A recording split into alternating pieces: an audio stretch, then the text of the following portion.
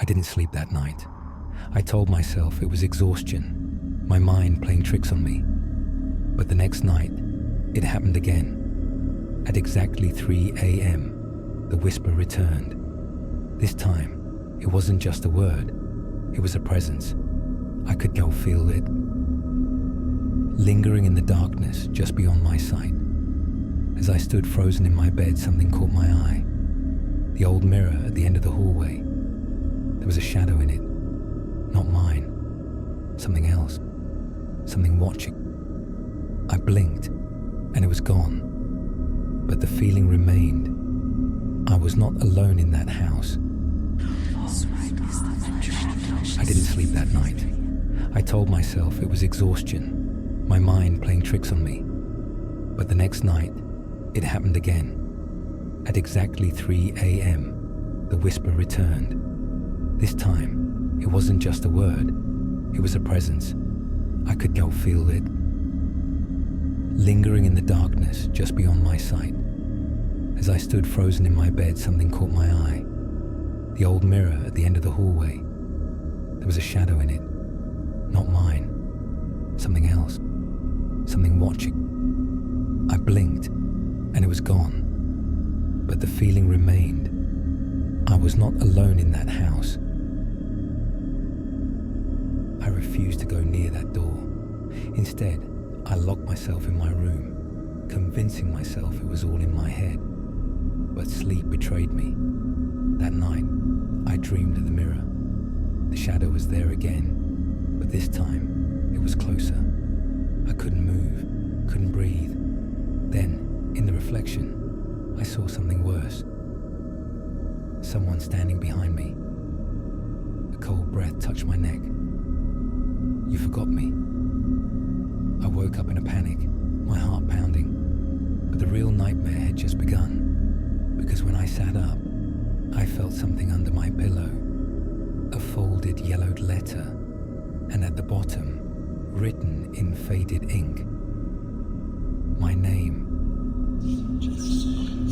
The letter was old, almost disintegrating in my hands, but the words were still legible. If you have found this, it is already too late.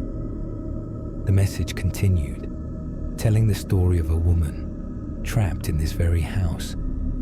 Her husband had locked her away in a hidden room, her cries ignored by the world. She wrote that her soul could never escape, and the curse would pass to anyone who entered. I felt my heart race as I read the final words. You are not alone. I see you. I will never leave. Suddenly, I heard a faint scratching sound behind me. I turned slowly, but the room was empty. Only the cold, damp air remained. But then, I saw it. The door at the end of the hallway, the one I thought I had closed. It was open again. Panic surged through me, but my feet moved before I could think. I rushed toward the door, but as I stepped into the hallway, something strange happened. The walls seemed to bend, the shadows stretching longer, closer. I turned back to the front door. It was gone. In its place, the walls pressed in, the hall narrowing like a tunnel. Every turn I made brought me right back to that same door, the one that had opened by itself. Each time I tried to leave, the house pulled me back. The whispers grew louder, more urgent, echoing through the halls. You can't run. I stumbled, disoriented, my head spinning. I tried to scream, but no sound came. The floor beneath me cracked, and I looked down. My feet were sinking into the wood. With every step, the house was swallowing me whole. I couldn't breathe. The air grew thick, suffocating. My body felt heavy, like I was drowning, but I was still standing, sinking deeper into the floor. Every step I took, I was pulled further in, the wood creaking beneath me, as if the house itself was alive, feeding on my fear. Desperation surged within me. I tried to tear myself free, but the more I struggled, the more the house tightened around me, My legs were now buried up to my knees. The whispers, they were everywhere. You belong here now. The shadows seemed to shift, forming shapes, figures that were both familiar and terrifying. Faces from the past, all trapped, their eyes hollow with grief and rage. They stared at me, their mouths silent, yet their presence screamed in the depths of my mind.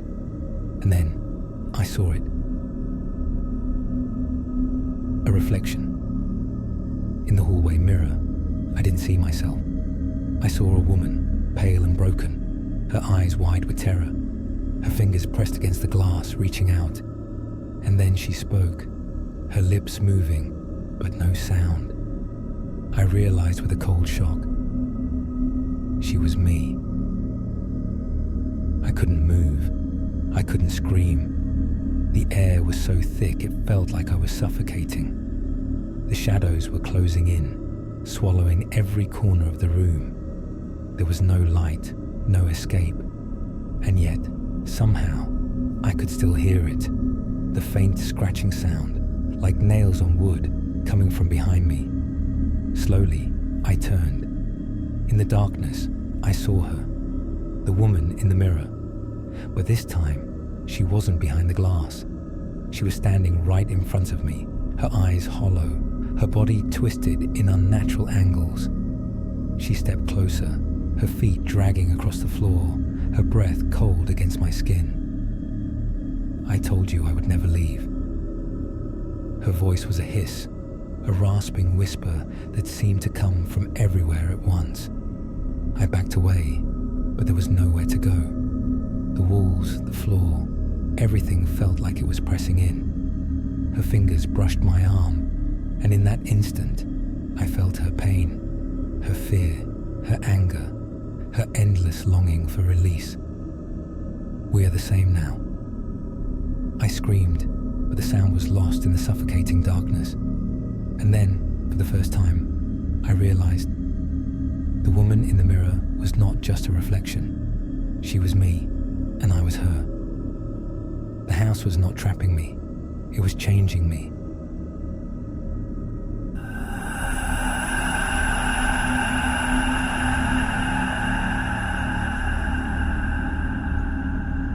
The mirror cracked, but my reflection didn't disappear. The doors are not closed because I've never left. Can you hear me? I'm now looking through your eyes.